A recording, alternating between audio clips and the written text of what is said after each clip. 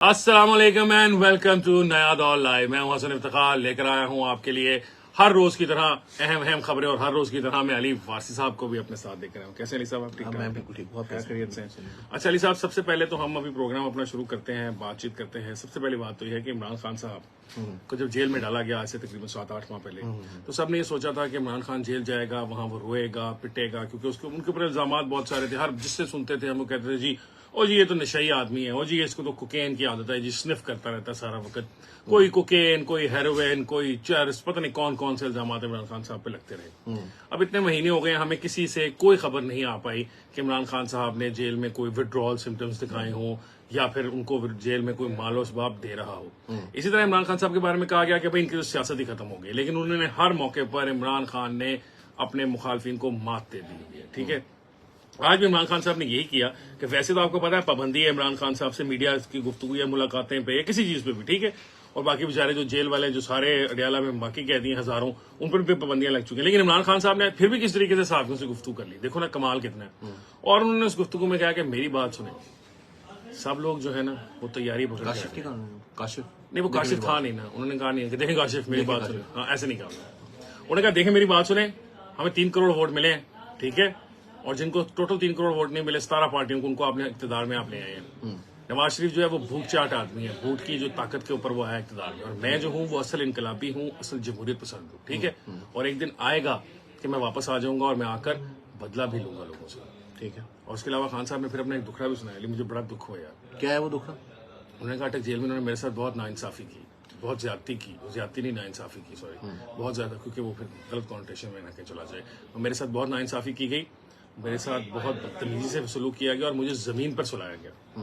ये बदतमीजी की गई, उनको वो कहते हैं कि मुझे जमीन पर सुलाया गया, मुझे सोने के लिए बिस्तर भी नहीं दिया गया। लेकिन सवाल ये है कि अटक से तो कब के आ गए, उनको आज अटक का दुख क्यों याद आ रहा है? सब कुछ ठीक चल रहा है और उनको जो है वो जेल के अंदर मतलब इतने सुकून में हैं। आप बता रहे हैं कि वो इलेक्शन भी जीत गए हैं, उनको 3 करोड़ वोट भी मिल गए हैं, उनकी कोई विड्रॉवल सिंड्रोम भी कोई नहीं है और उनको खाने पीने में भी कोई मसला नहीं है, वो चीख भी नहीं रहे, रो भी नहीं रहे, पेट भी नहीं रहे, वो बड़े हेल्थी भी हैं, सब कुछ है। तो फिर रखो थी, मसला क्या है? यार वो मसला ये कि वो वजीर आजम हाउस में रहना चाहते हैं ना, रहना वो नहीं वहां चाहते। नहीं, उसके लिए कुछ और भी लवाजमा चाहिए होते हैं ना, उसमें सिर्फ ये तो नहीं होता कि अगर आप जेल में रह रहे हैं तो आपको वजीर आजम हाउस, अगर आपको जेल में कुछ ना हुआ तो आपको वजीर आजम हाउस भेज देंगे।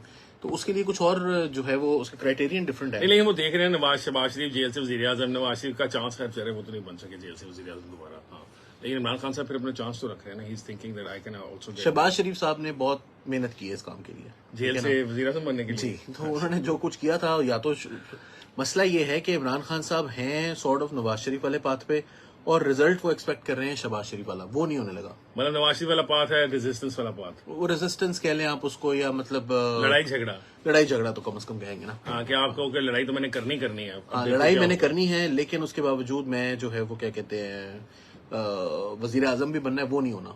तो वो उसके लिए आपको दोस्ती करनी पड़ेगी, बातचीत करनी पड़ेगी, बूट चाटने पड़ेंगे और फिर उसके बाद आप इवेंचुअली 18 से पहले क्या यार, बहुत साल खान साहब ने, देखें ये तो ऐसी फजूल, वो डेमोक्रेट अपने आप को रेवोल्यूशनरी वो समझाने की कोशिश करते हैं लोगों को, लेकिन वो है तो नहीं, हमें भी पता है अच्छी तरह। मतलब आप उनसे पूछे ना कि क्या है उनका प्रोग्राम, तो उनके पास प्रोग्राम तो कोई नहीं है, वो रेवोल्यूशन की तो बात नहीं कर रहे हैं। रेवोल्यूशन है, तमाम लोगों को जेल में डालना, ये रेवोल्यूशन नहीं ना होता, ये क्रूअल्टी होती है। इसको क्रूअल्टी कहते हैं इंग्लिश में, और उर्दू में इसको कहते हैं जालिमाना सफाकाना जहनियत रखना। लेकिन इसका ये मतलब नहीं है कि आप रेवोल्यूशन ला रहे हैं। रेवोल्यूशन का जो असल मकसद होता है वो अवाम की बेहतरी करना होता है। वो ये कहते हैं कि अवाम की बेहतरी इसमें है कि मैंने अर्तुगरुल का ड्रामा लगा दिया, उसको उर्दू में डब करवा के पीटीवी के ऊपर। ये अगर अवाम की बेहतरी करनी है तो वो फिर उसका कुछ निकलना नहीं है। उसमें फिर यही होगा कि कोई खान साहब को गोली मारने की कोशिश करेगा, वो कहेगा कि जी मैं ज्यादा बड़ा इनसे अर्तुगरुल हूं, और कोई इमरान खान साहब जो है वो खुद उनको अर्तुगरुल समझेगा। तो बेसिकली हम एक अर्तुगरुल के पीछे भाग रहे हैं और हम सबका अपना अपना अर्तुगरुल है। अच्छा लिया अर्तुगरुल तो हम सबका अपना अपना, आपने खान साहब पर गोली मारने वाली बात कर दी। पता है इस वक्त कंस्पिरेसी थ्योरी या खबरें जो हैं वो जो हमारे दोस्त हैं पाकिस्तान तहरीक इंसाफ के मोहब्बत करने से मोहब्बत रखने वाले सहाफ़ी अहबाब, वो बता रहे हैं, वो कह रहे हैं कि उस शख्स को भी बहुत जल्द जो है वो आज़ादी मिलने वाली, जिसने इमरान खान साहब पर फायरिंग की थी और फिर इस बात का उसने एतराफ़ भी किया था कि हाँ भाई इसने फलानी बात की थी, इसलिए मैंने उसको मारने की कोशिश की। तो वो कह रहे हैं कि देखो उसको भी अब आज़ादी मिलने वाली। चलिए जब मिल जाएगी देखेंगे। अली ने कहा कि इस बारे में जरा हाँ मतलब मुझे क्या पता, वो पीटीआई वाले तो सारा दिन कोई ना कोई थ्योरी लेकर आते रहते हैं, तो अब हर थ्योरी पर बात करने लग जाए तो साढ़े को इतना टाइम नहीं ना है। अली हमारे पास कंटेंट क्रिएट हो जाता है ना यार, थ्योरी पे बात करने से तो कंटेंट नहीं, वो जब बाहर आ जाएगा तो मैं मान लूंगा, मैं कहूंगा कि हाँ चले भाई हम लोग अपनी ये जो अगर अभी सैलाब आया नहीं है, पहले ही आपने धोती उठा के कंधे पे रख ली है, वो तो मैं अपने आप को नंगा करने वाली बात। देखिए जी, जिन लोगों के इलाकों में धोती नहीं पहनी जाती वहां पे वो इसको अपने इलाके के जो भी तंग पजामे पहने हाँ, जाते हैं, पजामे हैं या जो भी है उससे कर लेंगे, पजामा टंग लेना। हाँ लखनऊ में पजामा टंग लेना। अच्छा अगली अली साहब, उन्होंने एक और भी बात की इमरान खान साहब ने, आज पाकिस्तान की तारीख में ऐसे पहले कभी नहीं हुआ कि जो ऐसी खवातीन थी या ऐसे वर्कर्स थे जो कि गरीब लोग थे और वर्कर्स थे, उनको जो है इतनी बड़ी बड़ी टिकट्स दे दी गई। और सेनेट की जो टिकटों की लिस्ट इमरान खान साहब की जानिब से सामने आ रही है या उनकी जानिब से मंसूब करके सामने आ रही है, क्योंकि मतलब उन्होंने खुद तो कुछ नहीं भेजा हुआ, उसके अंदर बहुत सारे ऐसे नाम है। देखिए अब उन्होंने पंजाब से खवातीन की नशिस्त पर सनम जावेद को नॉमिनेट, सनम जावेद बन जाएंगी, नॉमिनेट तो किया ना यार। अब अगला सवाल आप टेक्निकल पूछ रहे हैं यार, मैं टेक्निकल नहीं, वो नहीं बन सकती क्योंकि और वो फिर वो जो है यास्मीन राशिद साहिबा बन जाएंगी, उनके लिए भी मुश्किल है, वो भी शायद ना बन सकती। बस खत्म कर नहीं लेकिन बात यार देखो उन्होंने किया तो नॉमिनेट यार। बीबी साहिबा जो है ना वो मखदूम अमीन फहीम को खड़ा कर देती थी इलेक्शन में, या मियां साहब जब पाकिस्तान से बाहर चले जाते थे, चौधरी निसार ऑपोजिशन लीडर होता था, फिर जब मियां साहब वापस आते थे तो वजीर आजम शहबाज शरीफ या खुद। अच्छा अली आपने, मैं जरदारी साहब की और मियां बेगम बेनजीर भुट्टो साहब तो खैर दुनिया में है ही नहीं, मैं जरदारी साहब पे नहीं डालना चाह रहा था बात, लेकिन अब आपने कह दिया तो उन्होंने भी हरकत की है। वैसे इस बारी भी पीपल्स पार्टी ने, उन्होंने अपनी एक पुरानी वर्कर हैं लाहौर से फायजा साहिबा, उनको वो पहले वो मखसूस नशिस्तों पर सूबाई असम्बली की मेंबर भी होती थी, 2018 में कहा गया कि उनको कौमी असम्बली की टिकट देंगे, नहीं दिया। इस बार उन्होंने क्या किया कि उन्होंने उनको पंजाब से सेनेट के लिए नॉमिनेट कर दिया खवातीन की, इवन तो उनको पता है जरदारी साहब को कि 6 या 7 MP से मैं अब बनवा तो नहीं सकता खातून की सीट पर, लेकिन उन्होंने कम से कम अपनी खातून को देकर वो कर दिया। अच्छा अब मेरे उनके बारे में भी वही जज्बात है जो खान साहब के बारे में इस मामले पर जज्बात है। अच्छा ठीक है, खान साहब ने उसके अलावा खैबर पख्तूनख्वा में बड़ी इंटरेस्टिंग टिकट्स दी हैं, उन्होंने मुराद सईद साहब को टिकट दी है, और मुराद सईद साहब के कवरिंग कैंडिडेट जो है वो अजहर माशवानी साहब हैं। आप जानते हैं नजर साहब को? ये बड़ा मुश्किल सवाल हो गया कि दोनों में से कौन, आप ये हम बात के बात कर रहे थे तो आप कह रहे थे कि अल्लाह करे कि माशवानी ही बन जाए और मुराद सईद साहब ना बने। अच्छा वो फिर मेरे दिल में होगा क्योंकि माशवानी साहब से इस जमाने में मेरी अच्छी सलाम तो हुआ करती, तो मैंने सोचा चलो इसी बहाने एक सेनेटर से वाकफियत हो जाएगी हमारे भी। इसी तरह पाकिस्तान तहरीक इंसाफ ने जो है जुल्फी बुखारी साहब को नॉमिनेट किया, उसमें बहुत ज्यादा ले दे हो रही है क्योंकि जुल्फी बुखारी साहब मेन चॉइस हैं और उसके अलावा जो दीगर चॉइसेस सेकंड थर्ड चॉइसेस के अंदर हैं उसमें उमर चीमा साहब हैं, उमर सरफराज चीमा साहब जो जेल काट रहे हैं, आप उनकी तस्वीरें वगैरह भी देखी होंगी। और मेरे ख्याल में अगर इस पार्टी के अंदर वैसे तो सबको कुछ ना कुछ मिलता ही रहा है, शायद एक शख्स ऐसा है जिसको जितनी उसने मेहनत बेचारे ने की है या जितनी देर से वो इमरान खान साहब के साथ लगा हुआ है उसके हिसाब से कुछ नहीं मिला, वो थे उमर सरफराज चीमा साहब। उनको भी बिल्कुल एंड में जाके जब जलील करवाना था तो गवर्नर बनवा दिया था, तो उसके बाद अब देखने अब भी उनकी बारी है। और आपको पता है कि आपको इस बात का बड़े अच्छी तरीके से पता है क्योंकि हम दोनों साहब को जानते हैं जिन्होंने हमें वो किस्सा सुनाया हुआ है कि जिस तरह इनके पास एक ग्रीन कलर की बलिनो हुआ करती थी और उसके अंदर इमरान खान साहब को ये लेकर फिरा करते थे। वी आर टॉकिंग 96, 97, 98 का इमरान खान जो अभी नए सियासत में आए थे और लोग उनको लिफ्ट भी नहीं कराते थे, तो ये उमर चीमा साहब की ड्यूटी हुआ करती थी बेचारों की कि उनको घर से लेकर और मुख्तलिफ सियासी जगहों पर जहां जहां भी उनकी कोई होती थी वो चीजें मीटिंग्स वगैरह और वहां से घुमा फिरा कर वापस लाते थे। तो यहाँ पर यार एक दिल तो कम से कम दुखता है ना, मतलब चाहे we are even if you are on the opposite side पे बैठे हुए भी हों तब दिल तो बंदे का दुखता है ना कि यार देख जिस शख्स ने काम किया उसकी बारी नहीं आती। अब जुल्फी बुखारी के पास ऑब्वियसली वो ATM है, पैसे हैं और वो बाहर लंदन बैठे हैं, वो सुकून से हैं, वो बंदा बेचारा गरीब जेल में अगर शायद वो सेंटर बन जाए तो हो सकता है उसकी कोई जमानत शमानती हो जाए और वो बाहर ही निकला है, उसको कोई फायदा हो जाएगा। लेकिन खान साहब को कोई फर्क नहीं पड़ता, खान साहब कह रहे हैं नहीं बाहर निकाल के उनको क्योंकि उनको विड्रॉवल सिंड्रोम कोई नहीं है। यार अली अब बात तो दुरुस्त है ना यार कि नहीं है उनको विड्रॉवल सिम्टम्स यार, मतलब ये तो गलत बात नहीं करो ना। नहीं मैं कुछ नहीं may be he left it before he went inside. नहीं मैं इस बारे में मैं कह रहा हूँ कि हो सकता है वो कभी उन्होंने हाथ भी नहीं लगाया हो। नहीं बात ही नहीं हो रही। देखिए मीडिया के ऊपर बहुत ज्यादा बहस होती थी ना, तो मैंने बात ये कि वो अब इतने बड़े अजीम आदमी हैं, मैं तो हैरान हो रहा हूँ कि उनके साथ ये वो कैसे जुल्फी बुखारी को टिकट दे सकते हैं उमर सरफराज चीमा को छोड़कर। और ये आज से नहीं हो रहा, ये आज से 2011 में भी मियां अजहर साहब जो थे वो बैठे हुए थे उनके स्टेज के ऊपर। मुझे आज से नहीं ये मसला ही है। शाह महमूद कुरैशी पार्टी के अंदर आए, जावेद हाशमी पार्टी के अंदर चले, जावेद हाशमी के लिए हम भी बागी बागी के नारे लगा रहे थे वहां खड़े हुए, मगर शाह महमूद कुरैशी साहब पार्टी के अंदर आए, खुर्शीद महमूद कसूरी साहब पार्टी के अंदर आए और क्या कहते हैं ये मियां अजहर जो है वो पार्टी के अंदर आए। तो क्या हुआ था, जो साथ इर्द गिर्द खड़े हुए लोग थे उनके साथ क्या हुआ था? शहजाद तरीन जब पार्टी में आए थे, इसाक खान खाकवानी जब पार्टी में आए थे, तो हमारे तो दिलों पे छुरियां चली हुई, हम तो डसे हुए हैं, तो हम तो बात करेंगे। मैं ये कहने लगा अली का एतराफ जुर्म हो गया। नाज़रीन शायद आपने अगर मिस कर दिया बाकी सारी बात में, तो अली ने कहा है कि तब हमने भी बागी बागी के नारे लगाए थे, और इसका मतलब ये है, मैं आपको ये बताना चाह रहा था, वो तो कराची में था क्या जिस वक्त वो आए थे, तो कराची में मैं यूट्यूब पर देख रहा था, हाँ, लेकिन घर में बैठे अली नारे मैं रो रहा था, क्योंकि अली जो है ना वो इमरान खान साहब के शहर में बहुत अरसा तक गिरफ्तार रहा। जब इमरान खान बताने तो दोनों यार, 30 अक्टूबर के जलसे में जब इमरान खान साहब खड़े हुए ना, और उन्होंने देखा क्राउड की तरफ, और उस क्राउड में जाहिर है वन ऑफ द मैनी मैं भी था, हंड्रेड्स ऑफ थाउजेंड्स में गली में थे, उन्होंने जो है वो ऊपर आसमान की तरफ देखा और उन्होंने कहा या अल्लाह तेरा शुक्र है, और उनकी आवाज थोड़ी सी भरा गई, और फिर हमारे भी आंखों में आंसू थे, और जोर जोर से जो है वो मैंने पाकिस्तान तहरीक इंसाफ का झंडा लहराना शुरू कर दिया। लेकिन उस दिन भी हसन, मैं आपको एक बात बताऊं कि जब इमरान खान साहब ने परवेज मुशर्रफ के खिलाफ बोलना शुरू किया कि हमने, और उन्होंने नाम नहीं लिया था उस दिन भी, तो उन्होंने जब परवेज मुशर्रफ के खिलाफ आवाज बोलना शुरू किया कि हम जो है वो एक फौरन जंग के अंदर हम शामिल हो गए और हमें नहीं चाहिए था, और हमने अपने लोगों को मारना शुरू कर दिया, तो पूरे जलसे में एक ही नजरियाती कारकुन था जिसने खड़े होकर वहां पर मुशर्रफ कुत्ता का नारा लगाया था। वो कौन था? वो मैं था। ठीक है ना, और सारे के सारे जो है ना वो मेरी तरफ देख रहे थे कि कल तक तो वो डैडी थे हमारे, ये परवेज मुशर्रफ को बुरा भला क्यों कह रहे हैं आप, परवेज मुशर्रफ को क्यों बुरा भला कह रहे हैं? हालांकि खान साहब जो वहां पर खड़े हुए बात कर रहे हैं वो मुशर्रफ का नाम लिए बगैर वो उसी के बारे में, लेकिन ये सब सोच रहे थे ये नवाज शरीफ और उनके ख्याल में वो पता नहीं कौन था। हालांकि ये कोई इतना मुश्किल नहीं था। देखिए 3 साल पहले तक तो परवेज मुशर्रफ साहब उस वक्त तक सदर पाकिस्तान थे, और मेरे लिए ये कोई इतना मुश्किल नहीं थी, मेरी मेमोरी इतनी शॉर्ट टर्म नहीं थी कि मैं परवेज मुशर्रफ को भूल के मेरे नए दुश्मन, अब आप मुझे बताएं कि ये जो नवाज शरीफ साहब हैं, और ये एशिया के अजीम तरीन लीडरों में से एक है, आप वहां पर जलसे में खड़े होकर तकरीर कर रहे हो, नवाज शरीफ साहब को वेलकम कर रहे हो पाकिस्तान में, और वहां पर कहें कि ये पाकिस्तान के नहीं, मैं कहता हूं एशिया के अजीम लीडरों में से एक है, और उसके बाद वही नवाज शरीफ जो है वो मुकमुका और डेंगी ब्रादरान हो जाए, तो मेरे लिए थोड़ा जरा मुश्किल था उसको, मैं इतनी आसानी से और इतनी जल्दबाजी में जो है वो, अली तुम्हारी इन्हीं हरकतों की वजह से तुम ज्यादा देर वहां टिके नहीं, फिर वापस निकलना पड़ा तुम्हें वहां से, यही वजह हर जगह नहीं, हर सवाल पूछने की बुरी आदत, हमारे सवाल पूछने का बुरी एक आदत, वही मैंने कहा बुरी आदत सवाल पूछने की। अच्छा जी, आखिरी पॉइंट हमारे पास ये है कि मैं आपको आज एक बड़ी अहम बात बताने लगा, और वो अहम बात यह है कि आप सबको पता है कि असद अली तूर साहब जो हैं सहाफी हैं, आज वो माशाल्लाह रिहा हो चुके हैं, 2-3 हफ्ते उन्होंने जेल काटी है।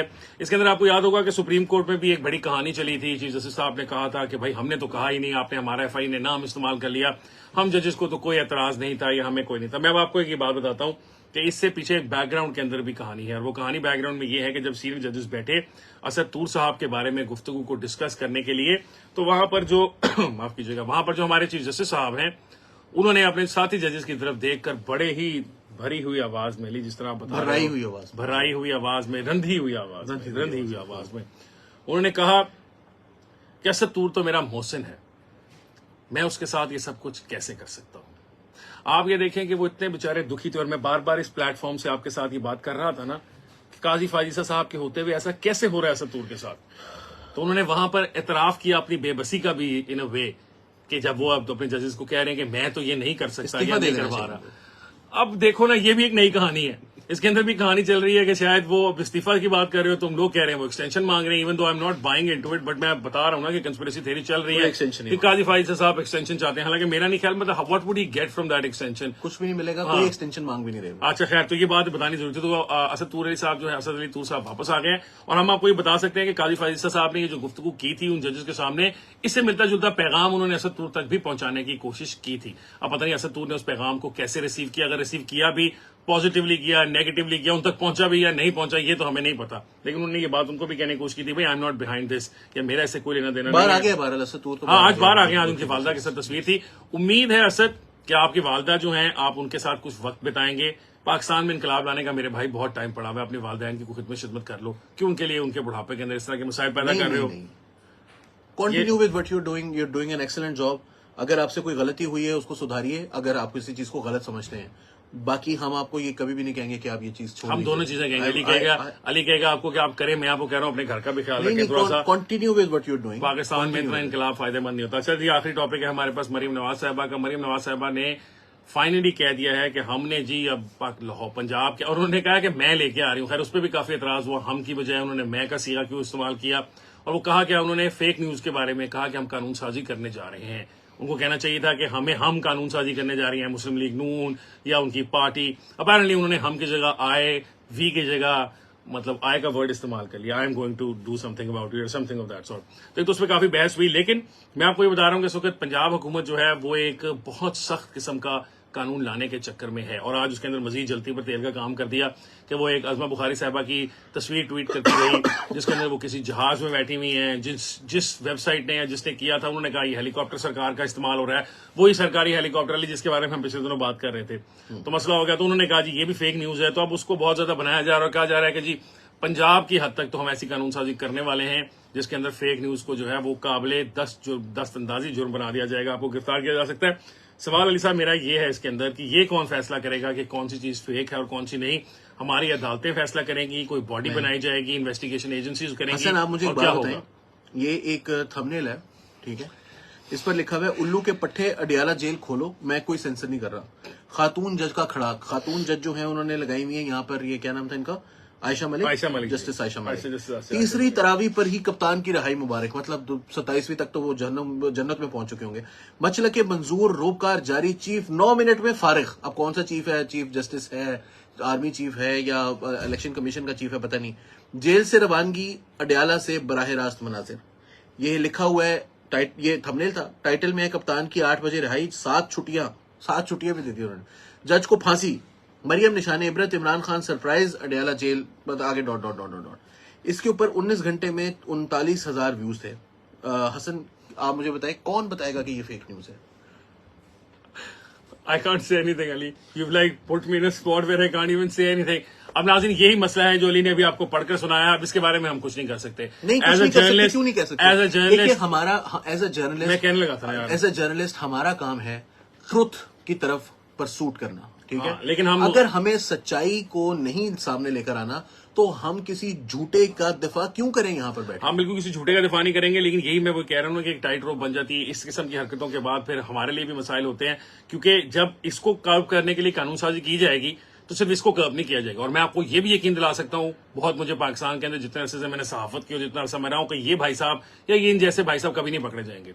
बारी फिर असद तूर की आएगी, बारी फिर असद तूर जैसे भाई की आएगी, और कोई उसकी फिर दोबारा बारी आ जाएगी, तुम्हारी बारी आ सकती है, मेरी बारी आ सकती है। We will face the music before these guys will face the music. देखिए, आपकी बात ठीक है, ये ऐसे होता रहे। अभी भी असद तूर का मैंने पढ़ रहा था, मुझे नहीं पता असद तूर ने ये बात की है या नहीं, लेकिन किसी साहब ने रिपोर्ट की हुई थी, उसके अंदर उन्होंने लिखा हुआ था कि असद तूर के मुताबिक उनसे चीफ जस्टिस के बारे में या जजेस के बारे में कोई सवाल नहीं किया गया। उनसे जो भी सवाल किए गए, जो उन्होंने आर्मी के बारे में कोई बात की थी उसके बारे में उनसे सवाल किए गए। मेरा अगर एक क्वेश्चन है, देखिए मैं जाती तौर पर ये समझता हूँ कि ये जो आजादी इजहार है ये हम सबके लिए एक बुनियादी हक है, लेकिन आजादी इजहार में किसी शख्स की जो डेफेमेशन है, उसको लाइबल है, वो नहीं आता। वो एब्सोल्यूट फ्रीडम तो नहीं है, एब्सोल्यूट फ्रीडम नहीं है, क्वालिफाइड होती है। दूसरी बात ये है कि हमारे जो कवानीन हैं वो इस किस्म की चीजों के लिए रेडी नहीं थे।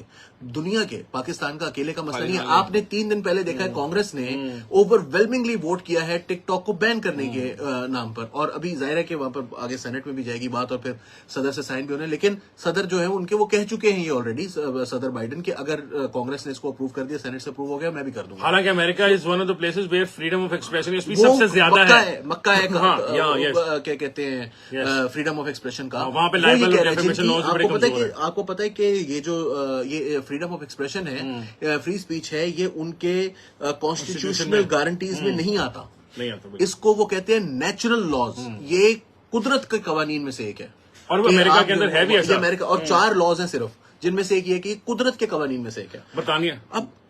अब आप मुझे बताएं कि इस किस्म की सिचुएशन हो जहां पूरी दुनिया, और आप देख लीजिए कि रशियन वेबसाइट्स जो हैं वो पूरे यूरोप के अंदर बैंड हैं, अमेरिका के अंदर बैंड हैं, किताबों से रिलेटेड बहुत सारी वेबसाइट्स हैं जो कि बैंड हैं, और एक अभी रिसेंटली फ्लोरिडा के अंदर जो है वो किताबों के ऊपर बहुत बड़ी तादाद में कम्युनिस्ट लिटरेचर से रिलेटेड जो भी किताब है उसके ऊपर बैन है। अभी मैं मेहदी हसन का इंटरव्यू सुन रहा था, जो उन्होंने इंटरव्यू दिया है पियर्स मॉर्गन को, और उसके अंदर भी उन्होंने जो है वो ये बात बड़ी हाईलाइट की, बार बार ये बात हाईलाइट की कि जिस तरह से सेंसरशिप हो रही है अमेरिका के अंदर, जिस तरह से सेंसरशिप हो रही है, और आप जो है वो आपको सारे दिन मसला ही चलता रहता है कि जी LGBTQ जो है वो हमारा दुनिया का सबसे बड़ा, और वो कल्चर जो है वो कल्चर वॉर है, और यहाँ पर क्रिटिकल रेस थ्योरी क्यों पढ़ाई जा रही है। अब आप ये जरा इसको गौर करें ना कि दुनिया जो है उसके कवानीन इन हालात के लिए तैयार ही नहीं थे, और हम जिस सिचुएशन के अंदर इस वक्त हैं, we have to be very clear about this कि अब ये बसंत वाला मामला है। मैं अक्सर कहता होता हूं कि अगर आपको बसंत में गुड्डी उड़ाने की इजाजत इजाजत है लेकिन आपको हवाई फायरिंग की इजाजत नहीं है। आपको गुड्डी उड़ाने की इजाजत है लेकिन तारों के ऊपर तार बांध के चमेड़ने के लिए आपको इजाजत नहीं है। लोगों के आपको तंदी और मोटी डोर से उड़ा के बच्चों के गले काटने की इजाजत नहीं है। नतीजा क्या हुआ? नतीजा ये हुआ कि बसंत के ऊपर पाबंदी लग गई। That was the easier thing to do. अब आप ये तो भूल जाएं कि इस किस्म की कोई सिचुएशन होगी जिसके अंदर आपको जो है ना वो तमाम चीजों को बड़ा मद्देनजर रखते हुए कुछ करेगा। जो हमारे जो लॉ मेकर्स हैं वो इतने एडवांस वो उस लेवल पर पहुंचे नहीं है। वो तमाम चीजों को एक ही आले से देखेंगे, एक ही नजर से देखेंगे। और जो सबसे ताकतवर है वो है जिसके हाथ में डंडा है, जिसके हाथ में बंदूक है, जिसके पास टैंक है। तो वो आपको कहेंगे कि जी हमारे ऊपर जो तंगीद करा सबसे पहले तो उसको अंदर करो। तो बस फिर सब वही अंदर हुआ करेंगे। अच्छा, इसमें थोड़ा सा मेरा जो कहना है थोड़ा सा वो ये है कि दुनिया भर में यूजुअली डेफेमेशन और जो लाइबल है वो एक सिविल कानून का वो है जुराइम। अगर आप वो पकड़े भी जाते हैं तो आपको मिलियंस ऑफ पाउंड या थाउजेंड्स ऑफ पाउंड या hundreds of thousands of pound जुर्माना कर देते हैं पाकिस्तान के अंदर। लेकिन देखो ना यार, उसको वो आप उसको आप काबिले गिरफ्त जुर्म बना दिया हुआ है, आपने उनको जेलों में फेंकना शुरू किया हुआ है। तो this is not acceptable anywhere in the world ना, कि आप लोगों को गिरफ्तार करके फेंकना शुरू करते हैं, आप उनको फाइनेंशियल नुकसान को जाएंगे झूठ बोलने पर। हाँ, तो अब देखे ना हसन जब फवाद चौधरी साहब ये बिल लेकर आए थे और हमने भी उसकी मुखालफत की थी, सच्ची जो बात है। मगर बात ये हकीकत है, कोई माने या ना माने, लेकिन सबसे ज्यादा झूठ भी उनकी पार्टी की तरफ से फैलाया जा रहा था। वो जब ये कानून लेकर आए थे तो उसके अंदर ये कहा गया था कि जी 5 करोड़ रुपया नुकसान। वो जाहिर है कि एक आम यूट्यूबर है और आपको ट्रस्ट नहीं होता इस तरह की, जैसे इस हुकूमत के ऊपर किसी का ट्रस्ट नहीं है, उस हुकूमत के ऊपर भी किसी का ट्रस्ट नहीं था। तो वो यही बात है कि यार अब ये किसी के ऊपर भी असद तूर को पकड़ के कहते कि जी तुमने ये खबर झूठी दी थी और लिहाजा हमने कानून बना दिया है और ये जो ज्यूरी है इसने फैसला कर दिया कि तुम गलत हो, तुम झूठे हो, तो 5 करोड़ रुपए दो। वो असद तूर कहां से लाकर देगा या मैं कहां से लाकर दूंगा या आप कहां से लाकर देंगे? तो 5 करोड़ रुपए का जब अब हैवी जुर्माना होना चाहिए, मैं इस बात की मुखालफत नहीं कर रहा। अगर मैं जो लॉ है that has to be applied with great care, with great caution and equally that is ये सबसे इम्पोर्टेंट पॉइंट है। ये नहीं है कि कोई औरिया मकबूल जान जो है वो जाकर कह दे कि जी ये बाजवा साहब जो हैं इनको हजरत उमर ने पकड़ाया तो इन्होंने उल्टे हाथ से लेने की कोशिश की, तो उन्होंने स्टिक मार के कहा कि सीधे हाथ में पकड़ो, तो फिर उन्होंने सीधे हाथ से ले ली। तो वो अभी जो वो चीज थी वो हजरत उमर पकड़ा रहे थे। थोड़े से के बाद उनसे पूछा कि अब आप जनरल बाजवा के खिलाफ बात कर रहे हैं, तो उन्होंने कहा मैंने कहा था कि उन्होंने उल्टे हाथ से ली थी, तो वो तो गुस्ताखी थी। तो हर बंदे को जो मुंह में आए वो अच्छा, इसके अंदर ये बात भी है, ठीक है तुम्हारी बात ठीक है कि हम किसी के ख्वाब को ऐसे फैक्ट चेक भी नहीं कर सकते ना। नहीं फैक्ट चेक की बात नहीं, उसकी इंटरप्रिटेशन देखे ना। मतलब एक दिन आप इंटरप्रेट नहीं, गुस्ताखी का फतवा तो उन्होंने दिया, उसको तो फैक्ट चेक किया जा सकता है ना। मतलब नहीं खैर ऐसा अली, हम we are not in the business, remember we are not the party. मैं ये बात नहीं कर रहा, मैं ये कह रहा हूं कि इस किस्म के फतवे देने वाले जो हैं इनका मक्कू ठप्पा जाना चाहिए।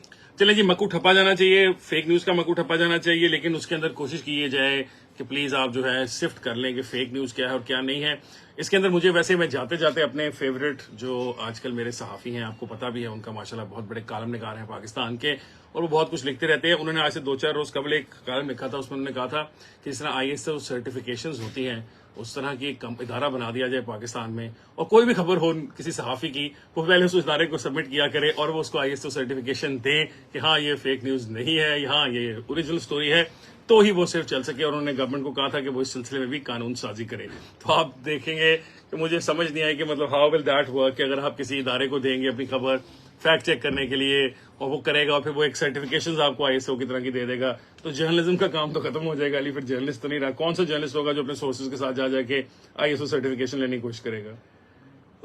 हसन देखें, मैं मैकेनिज्म के ऊपर बहस हो सकती है, लेकिन इस बात को ये अब काबिल बहस नुक्ता नहीं है कि झूठ को रोकना चाहिए।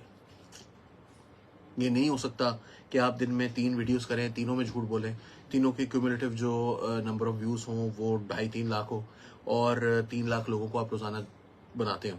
चलें जी, आप 3 लाख लोगों को रोजाना नहीं बना सकते, हम जो है आपको कोशिश करते रहते हैं कि आगाही फराहम करते रहें। You can fool the people for some people for some time, some people for a long time, but not all the people all the time. So basically, तो अब कवानीन ने फिर हरकत में आना है। आप हमारे लिए मसला बन रहे हैं, अपने लिए तो आप पहले ही आप तो 2 नंबर ही है ना।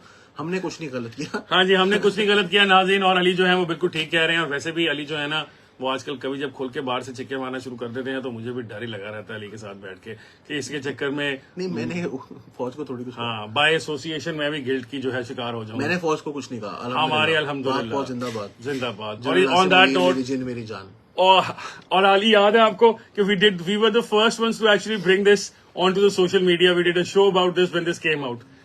Remember that. So please remember this जी कि हम जो थे वो पहले लोग थे जिन्होंने आपकी तारीफ में जो चीजें की गई थी उनको पब्लिक किया था.